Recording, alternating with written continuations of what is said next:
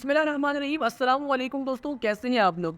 उम्मीद करता हूँ कि आप लोग ठीक होंगे और खैरियत से होंगे। My name is Muzammil Shabbir and you are watching digital defenders. तो आज है कंप्यूटर नेटवर्किंग का पार्ट 9, जिसमें हम लोग जो है वो ओएसआई मॉडल को डिस्कस करने जा रहे हैं। ओएसआई मॉडल एग्ज़ाम के पॉइंट ऑफ व्यू से, या फिर चाहे आप नेटवर्किंग जिस मर्ज़ी पर्पज़ के लिए पढ़ रहे हों, और या फिर आप साइबर सिक्योरिटी के लिए नेटवर्किंग पढ़ रहे हैं, तो ओएसआई मॉडल बहुत इंपॉर्टेंट है इन तमाम चीज़ों के लिए। तो टेबल ऑफ कंटेंट की जाने बढ़ते हुए पहला हम लोग जो है वो ओएसआई मॉडल को डिस्कस करेंगे कि ये होता क्या है। उसके बाद हम लोग ओएसआई मॉडल की 7 लेयर्स को डिस्कस करेंगे।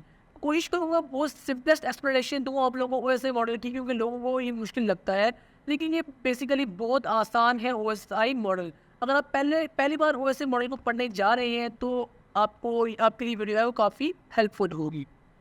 तो पहले ओएसआई मॉडल को डिस्कस करते हैं। ओएसआई मॉडल या फिर ओपन सिस्टम इंटरकनेक्टेड मॉडल क्या है बेसिकली? ये कॉन्सेप्चुअल मॉडल है, यानी कि ये सिर्फ एक कॉन्सेप्ट देने के लिए, ये कोई फिजिकली एग्जिस्ट नहीं करती कोई चीज़, ये सिर्फ एक कॉन्सेप्ट देने के लिए एक मॉडल है जो कि आपको बताती है कि इंटरनेट पर दो डिवाइसेस ने कम्युनिकेशन करनी हो तो वो कैसे करेंगे। यानी कि हमने ये सुना था तो कि डिवाइसेस आपस में कम्युनिकेट करते हैं, लेकिन हमने ये नहीं पढ़ा था कि डिवाइसेस कैसे कम्युनिकेट करते हैं। तो यहाँ पर हम लोग डिस्कस करेंगे कि जो है वो कैसे जो है वो डिवाइस कम्युनिकेट करती हैं ओवर द इंटरनेट, यानी कि क्या क्या स्टेजेस होते हैं बीच में। इंक्रिप्शन होती है, डिक्रिप्शन होती है, कंप्रेशन होती है, कौन से पासवेज को फॉलो करके डाटा जो है वो जाता है। इन तमाम चीज़ों को उन्होंने एक स्टैंडर्ड आपको एक मॉडल दे दिया जिससे आप अंडरस्टैंड कर सकते हैं कि कम्युनिकेशन कैसे होती है। अब एक और बात बताता चलूँ कि ओएसए मॉडल इस टाइम में यूज़ नहीं किया जाता। जो इस टाइम में जो मोस्ट कॉमनली यूज मॉडल है वो टीसीपी आईपी मॉडल है, लेकिन ओएसए मॉडल जो है वो बेस है। सब मॉडल्स की जो मॉडल अभी यूज़ होता है, ये ओएसए मॉडल उसकी बेस है। ठीक है, तो आपको ओएसए मॉडल पढ़ना ज़रूरी है पहले, ताकि आपको बेटर अंडरस्टैंडिंग हो जो मॉडल अभी यूज़ हो रहा है, और आपको इसको पढ़ने के बाद जी समझ आएगी कि जो इंटरनेट पर डिवाइस है वो कम्युनिकेट कैसे करती है। ठीक है, तो ओएसए मॉडल की बेसिकली 7 लेयर्स हैं जो कि अपना अपना उनका एक फंक्शन है। अब वो 7 लेयर्स कौन सी हैं वो हम नेक्स्ट स्लाइड पे डिस्कस करते हैं। तो अगर आप ओएससी मॉडल को पहली बार पढ़ने जा रहे हैं तो आपके जहन में एक डाउट ज़रूर आया होगा कि हम लोग डाउनवर्ड ही क्यों इसको मूव करते हैं, यानी कि डाटा जो है वो 7654321 क्यों आता है, और फिर यहाँ से जो है वो 1 2 3 4 5 6 7। इसका मेन रीज़न ये है कि देखिए, जो पहला सेंडर साइड से जो पहला काम होता है वो एप्लीकेशन लेयर का होता है। ठीक है, और रिसीवर साइड से पहला काम जो होता है वो फिजिकल लेयर का ही होता है। तो बेसिकली अब इसीलिए इस मॉडल को डिज़ाइन ही इस तरह किया गया है कि जो फिजिकल एप्लीकेशन लेयर है वो डाउनवर्ड मूव करे, like application layer presentation layer को डाटा सेंड करे, सेशन लेयर फिर ट्रांसपोर्ट लेयर को करे, और उसकी बात करते करते फिजिकल लेयर तक डाटा पहुंच जाए।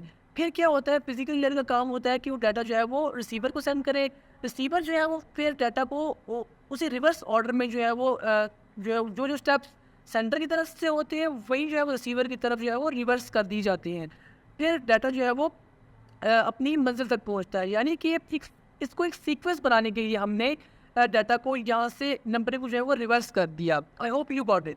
वो ऐसा ही मॉडल की जो है वो आपको एक बेस्ट एग्जांपल देता चलूँ। मिसाल ले लीजिए, एक फैक्ट्री है, ठीक है, जिसके 7 फ्लोर हैं। यहाँ पर भी आप कह सकते हैं कि ये स्टैक पूरी एक फैक्ट्री है जिसके 7 फ्लोर हैं।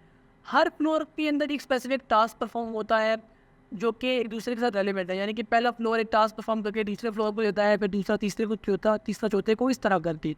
इसमें भी क्या होता है कि हर लेयर एक स्पेसिफिक टास्क परफॉर्म करती है, फिर वो नेक्स्ट वाले को फॉरवर्ड करती जाती है, जिसको जो कि एक आउटपुट बनाने के लिए इस्तेमाल किया जाता है। तो ये थी छोटी सी एग्जाम्पल। तो अब हम चलते हैं पहली एप्लीकेशन लेयर की तरफ। तो बेसिकली अब हम आ चुके हैं पहली लेयर के ऊपर, या फिर आप कह सकते हैं top most layer application layer के ऊपर। एप्लीकेशन लेयर का काम क्या होता है बेसिकली? एप्लीकेशन लेयर का काम होता है यूज़र को इंटरेक्ट करवाना एप्लीकेशन से। ठीक है, अब इसका जो काम होता है, इसने डायरेक्टली जो काम करना होता है ना, वो यूज़र की डाटा के ऊपर काम करना होता है। मिसाल के तौर पर अगर आप एक ईमेल टाइप कर रहे हैं तो इसका ताल्लुक जो है वो डायरेक्ट आपकी उस ईमेल से होगा। उसने उस ईमेल के ऊपर या आपकी इनपुट के ऊपर ही जो है वो फर्दर एक्शन प्रोवाइड करना होगा, और ये कुछ प्रोटोकॉल प्रोवाइड करती है और एप्लीकेशन पर को जिन पर जो कि एप्लीकेशन जिन पर रिलाई होती है, यानी कि जो एप्लीकेशंस होती है को जो प्रोटोकॉल चाहिए होते हैं ये वो वाले प्रोटोकॉल उनको प्रोवाइड करती है। लेकिन याद रखिएगा कि वो एप्लीकेशन जो होती है वो डायरेक्टली इस एप्लीकेशन लेयर का पार्ट नहीं होती। ठीक हो गया। और जो प्रोटोकॉल इसमें यूज़ होते हैं जैसे कि HTTP, HTTPS और जो है वो SMTP वगैरह वगैरह। तो ये एक सिंपल सी थी एप्लीकेशन लेयर का कॉन्सेप्ट। नेक्स्ट पे चलते हैं जो कि हमारे पास है प्रेजेंटेशन लेयर। तो बेसिकली अब हम आ चुके हैं प्रेजेंटेशन लेयर के ऊपर।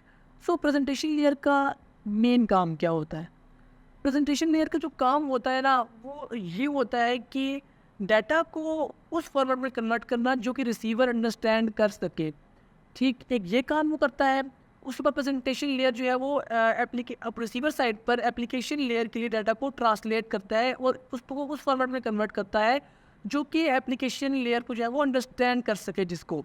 उसके बाद इसका जो काम होता है वो डाटा को इंक्रिप्ट करना होता है ताकि कोई इसको बीच में रीड ना कर सके और कोई अगर ये हैक हो जाए तो उसको डिक्रिप्ट करने में काफ़ी ज़्यादा टाइम लगे। ठीक, या फिर डिक्रिप्ट करने में बहुत मुश्किल हो। उसके बाद हमारे पास है कंप्रेशन। डाटा को जो है वो स्मॉल कंप्रेस कर देना, यानी कि उसका साइज़ जो है वो रिड्यूस कर देना ताकि हम रिलायबल कम्युनिकेशन कर सकें और फास्ट कम्युनिकेशन हो सके। अब उसके बाद ये किसके ऊपर इसका और क्या काम है? अब जो काम ये करेगा सेंडर साइड पर उसकी जो है वो रिवर्स वो करेगा रिसीवर साइड पर। मिसाल के तौर पर अगर सेंडर साइड पर वो डाटा को इंक्रिप्ट करता है तो रिसीवर साइड पर डाटा को डिक्रिप्ट भी करेगा। अगर वो जो है वो डाटा को कंप्रेस करता है सेंडर साइड के ऊपर तो डाटा को जो है वो अनकम्प्रेस करेगा किसके ऊपर? रिसीवर साइड के ऊपर।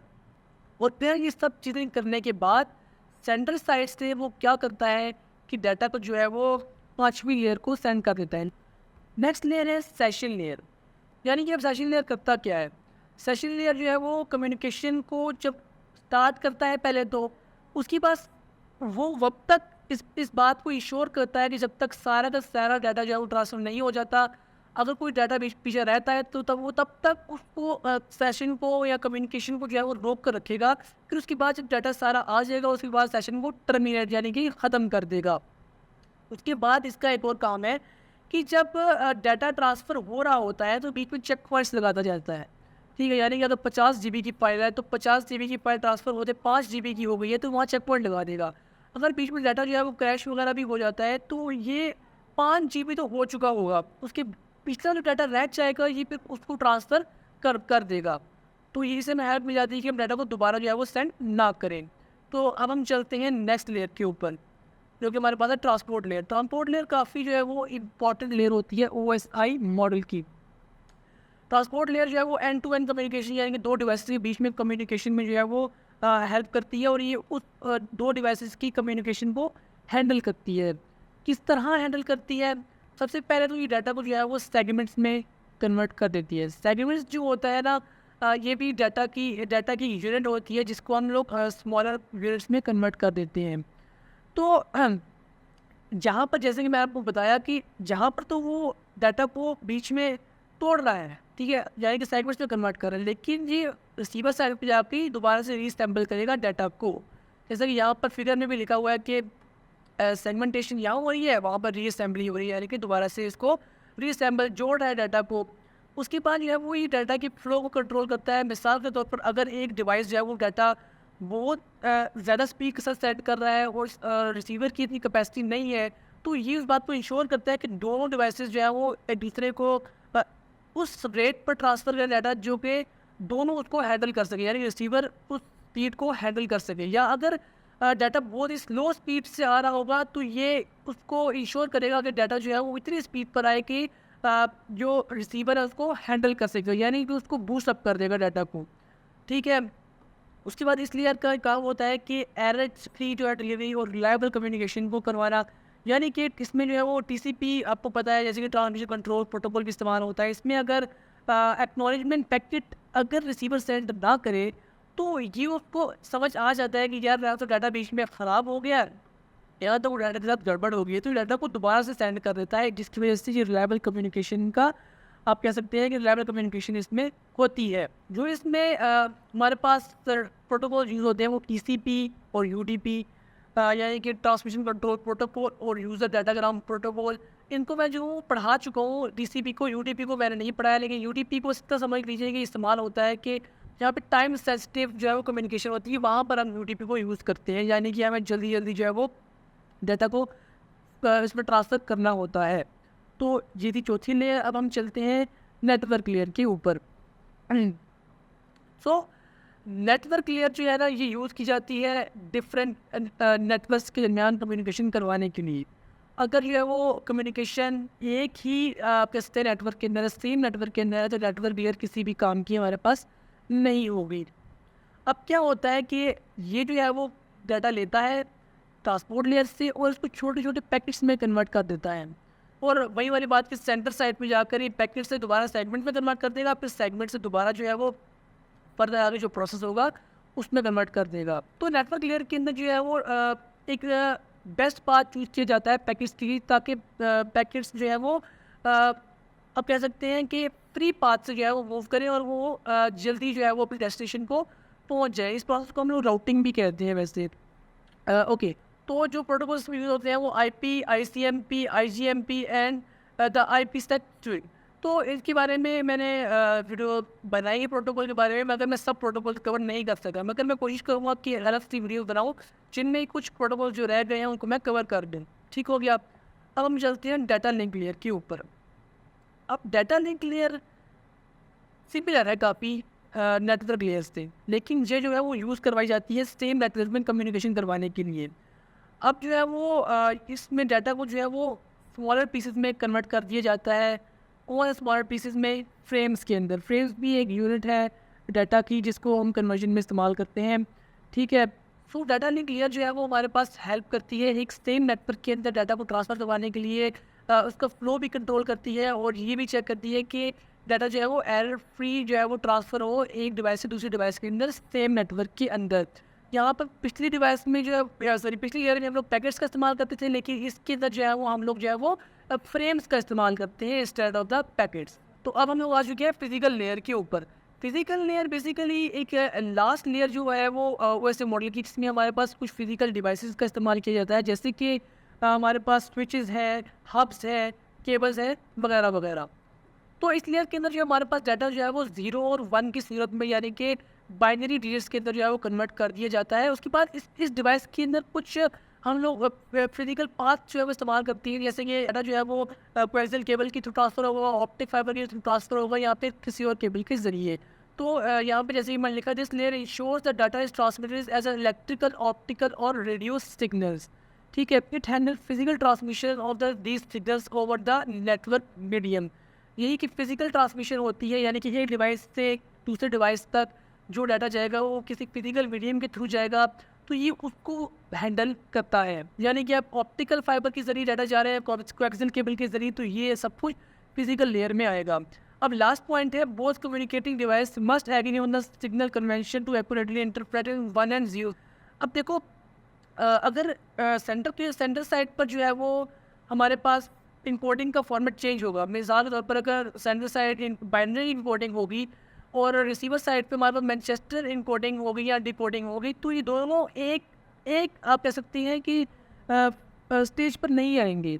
इन दोनों को सेम जो है वो सिग्नल कन्वेंशन मेथड्स का इस्तेमाल करना पड़ेगा। यानी कि अगर एक तरफ जो है वो बाइनरी इनकोडिंग होती है तो दूसरी तरफ बाइनरी डिकोडिंग होगी, तब ही जो है वो डाटा जो है वो सही से समझा जा सकेगा। लेकिन अगर एक तरफ जो है वो डाटा को इनकोड करने का जो है वो तरीका ही डिफरेंट है, तो दूसरी तरफ डाटा जो है वो जब डिकोड होगा तो वो डिवाइस को एंटरप्रेट यानी कि समझेगी ही कुछ और, उसको समझ ही नहीं आएगी। तो दोनों डिवाइसेस के पास एक ही फॉर्मेट होना चाहिए डिकोडिंग और इनकोडिंग का, तो तभी जाकर ये दोनों जो है वो एक दूसरे के साथ कम्युनिकेशन कर पाएंगे। तो ये थी हमारे पास आखिरी लेयर OSI मॉडल की। तो thank you so much for watching the video. मुझे उम्मीद है कि आपको OSI मॉडल की समझ आ गई होगी।